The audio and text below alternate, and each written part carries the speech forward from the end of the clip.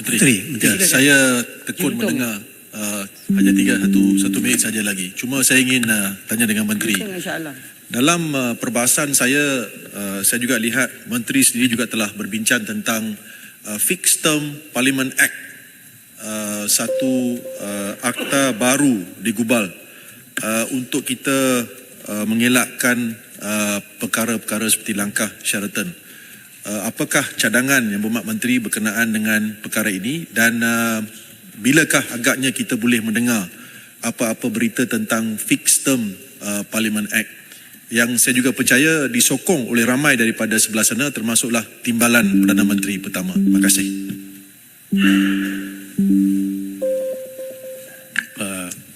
Terima kasih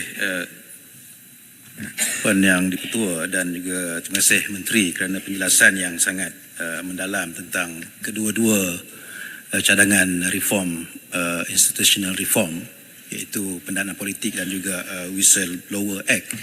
Cuma kita boleh faham pendanaan politik ni satu yang very high hanging fruit yang perlukan beberapa pindaan juga melibatkan akta, MACC, perpisahan kuasa dan sebagainya. Tetapi berkenaan dengan Whistleblower Act ni kita boleh anggap ia sebagai very low hanging fruit yang mungkin boleh juga dilaksanakan lebih segera seperti mana yang diusahakan oleh pihak kementerian ataupun kerajaan berkenaan dengan Freedom of Information Act dan juga berkenaan. Bila dah kena kanser tahap 4 ni, saya rasa bolehkah saya ni hidup lagi atau berkenaan dengan Parlimen Services Act. Terima kasih. Yang Berhormat Menteri perlu masa tambahan. 5 minit je lah. Sebab pukul 4 kita habis 5.30. Lagi ada dua menteri dan kita buka 7.27. Kecuali kat Sabah Sarawak buka awal lah. 5 minit lagi. Menteri boleh Boleh jawab? 5 Lagi minit seorang. ya. Lagi seorang. Saya jawab dua ni dulu boleh? Okey, terima kasih. Minta maaf kalau tak saya boleh jawab secara bertulis. Sebenarnya yang Berhormat saya jawab yang Berhormat Shah Alam dulu memang betul. Sebab kalau kita lihat Ketua Majlis Yang Amat Berhormat Perdana Menteri memang melihat bahawa kalau kita bercakap tentang ombudsman, whistleblower, semua ni mesti digerakkan serentak. Sebab bila bercakap tentang ombudsman, itu laporan pada agensi kerajaan untuk dinaikkan apa yang ada pada hari ini. Kita memang ada agensi kerajaan yang menerima laporan terhadap tindakan mereka. Dia internal reporting. Kita ada juga jabatan Biro Pengaduan Awam. Tetapi kadang-kadang Biro Pengaduan Awam ni bersoal sebab dilihat giginya tak begitu kuat. Bukannya kita nak letak gigi yang sangat-sangat tajam, tetapi kita nak bagi persepsi. Tapi cabaran yang ketiga ialah jangka masa respon. Sebab bila kita membuat laporan, ia perlu memberikan proses, due process, iaitu untuk mereka dapat membela diri. Itu sebab yang saya sebut tadi dalam ucapan saya tentang artificial intelligence, teknologi ini perlu membantu negara-negara, terutama sekali kalau negara Commonwealth serentak nak membuat melihat ini sebagai satu tool iaitu satu sistem yang dapat, mekanisme yang dapat memperkasakan sistem yang ada pada hari ini. Sebab walaupun undang-undang kita tu hebat yang Berhormat, kita buat sehebat mana, kalau manusia yang nak melaksanakan banyak cabaran. Kalau sistem AI yang membantu manusia dan AI, keberkesanan tu lebih pantas. Sebab saya sebut tadi tidak ada elemen biasness. Tapi bila nak cakap tentang ombudsman, tentang whistleblower, ini semua perlu dilihat secara serentak. Dan saya telah sebut banyak kali bahawa agensi-agensi kerajaan di bawah setiap kementerian. Saya sebut sebagai contoh Jabatan Perdana Menteri setakat ini di bawah Jabatan Perdana Menteri saja agensi sebanyak 83. Kementerian Kewangan 7 agensi, Kementerian Kemajuan Desa dan Wilayah 11 agensi, Kementerian Pengangkutan 18 agensi, Kementerian Pertanian dan Keterjaminan Makanan 17 agensi, Ekonomi 5 agensi, Luar Negeri 2 agensi, Kerja Raya JKR 6 agensi, MITI 13 agensi, Minder 3 agensi, pelbagai agensi yang perlu kita bergerak sama. Sebab bila bercakap tentang agensi kerajaan, Biro Pengaduan Awam, whistleblower, yang menjadi pemakainya yang akan dilihat untuk dibuatkan penilaian ialah stakeholders ialah pegawai kerajaan yang terlibat dalam agensi. Jadi perlulah banyak sesi libat urus. Tetapi kerajaan Madani di bawah pemimpinan Yang Amat Berhormat Perdana Menteri yang ke-10 tidak lari pada tanggungjawab. Kita buat tetapi memakan masa dan kita harap soalan yang ditanya oleh Yang Berhormat Julutong tu terikat kepada perkara ini. Kalau kerajaan itu stabil, semua yang kita cakap ni kita boleh buat. Dia tidak boleh dilaksanakan kalau kerajaan sentiasa bertukar. Itu sebab dalam sistem Westminster Commonwealth, Tuan Yang Dipertua, dia adakan fixed term. Tetapi dalam sistem mereka, dia agak berlainan dengan sistem kita. Sebab kita mempunyai sistem raja berperlembagaan. We have a written constitution. Kita ada perlembagaan bertulis yang buat betul. Wahal di negara barat khasnya di England, perlembagaannya tidak bertulis. Itu sebab dia memerlukan undang-undang fixed term. Wahal kita ada perlembagaan bertulis yang menyatakan tentang prosedur dan sistem untuk memanggil kepada pilihan raya, untuk membubarkan parlimen. Tapi memang seelok-eloknya dibaca bersama dengan adanya Akta Lompat Parti. Tapi ini perlu dibawalah sebab ini memang sesuatu dengan izin political discourse dan juga political statement daripada parti-parti politik seperti pendanaan politik. Adakah ini hala tuju yang dikendaki oleh parti politik dalam negara kita? Sebab kita bukan yang buat julutong kerajaan komunis kita buat semua ahli parlimen kena setuju. Tidak. Kita membenarkan ahli parlimen dalam mana-mana pihak kerajaan, pembangkang ataupun bebas untuk memberikan pendapat mereka. Silakan Yang Berhormat. Terima kasih Menteri. Pertama sekali saya ingin puji Menteri lah. Sebab kita boleh lihat Menteri begitu berusaha kuat untuk reformasi institusi. Jadi saya nak cadang kepada Innamal mu'minuna ikhwatu fa aslihu baina akhawaykum. Sesungguhnya kita ni semuanya adalah bersaudara, maka sama-sama. pada Menteri, bolehkah kita keluarkan satu blueprint supaya untuk maklumat rakyat Malaysia, apakah yang sedang dilakukan oleh kementerian untuk reformasi institusi ini? Dan saya juga ingin tanya, apakah perkembangan terkini berkaitan dengan pemisahan kuasa antara peguam negara dan juga pendakwa raya? Terima kasih Menteri. Boleh saya tambah soalan? Datuk Tim Raya Dipertua, saya dalam perbahasan saya sudah mencadangkan untuk memastikan kestabilan politik, satu undang-undang digubal dalam parlimen ini di mana penentuan majoriti seseorang itu sokongan seorang untuk menjadi Perdana Menteri mendapat majoriti parlimen ini, kita gubal undang-undang.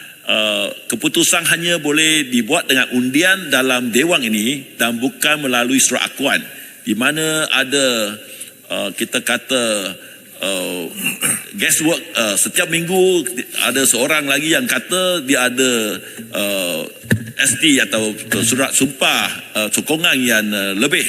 Jadi boleh setuju tak Menteri supaya kita gubal undang-undang ini di dewan ini supaya kita balik kepada kedudukan undang-undang semasa kes Stephen Kaloningkan dulu, Ketua Menteri pertama Sarawak, di mana mahkamah telah putuskan hanya di dewan saja boleh majoriti ditentukan, bukan di luar dewan. Terima kasih.